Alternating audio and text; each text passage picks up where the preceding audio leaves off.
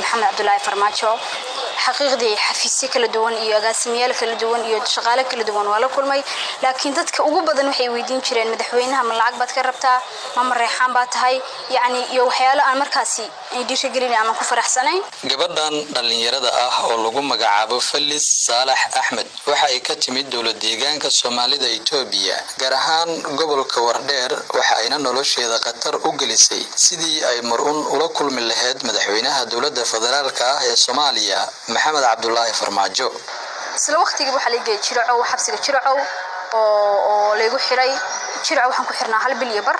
3 sano iyo bar ayay dadaal ugu jirtay sidii ay ula kulmi lahayd madaxweyne Farmaajo waxa ayna sameysay farsamooyin ay islahayd waxay ku sahlayaan la kulanka madaxweynaha balse qaarkood ayay xabsi bilooyin ah ku mudatay sida ay inoo sheegtay Felis oo nagu soo booqatay codka bariga Afrika ayaa nooga sheekaysay qayb kamid ah dhacdooyinka ay la kulantay muddadii ay madaxweynaha raadinaysay waxay arintaas yahay waxaan maalin ku go'aansaday dadka baan shirgareeyay sida madaxweynaha u arki lahaa asxaabta kala duwan waxay dhahan Felis video iska duub fariin u dir laakiin inta waan ku soo daalay laakiin markan waxay ahayd go'aankii ugu dambeeyay aan ugu tii kara madaxweynaha ama anaga rajeeyo dhigi karay markaas waxaan sameeyay inaan process sameeyo aan dhaho qorshahan sameeyo Felis qorshahan ugu tii kartaa madaxweynaha qorshahaas oo ahaa inaan